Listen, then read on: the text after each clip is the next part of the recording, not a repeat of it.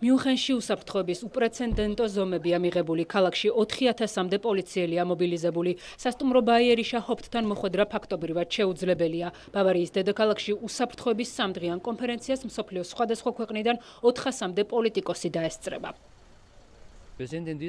ამ დროისათვის 3600 პოლიციელია მობილიზებული. უსაფრთხოების ზომები ძალიან დაცულია. მსოფლიო მიუნხენს უყურებს და წესრიგი უნდა იქნას შენარჩუნებული.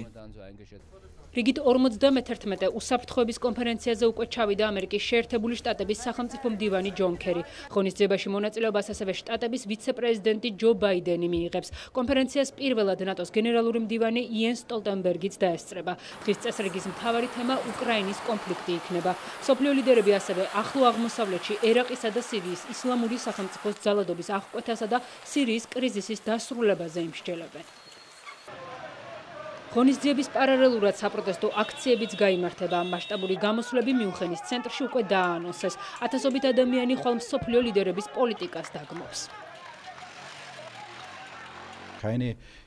აქციებზე პოლიციელების დიდი რაოდენობა იქნება წარმოდგენილი, რათა თავი დავიზღვიოთ და ექსესების აღკვეთა მოვახერხოთ.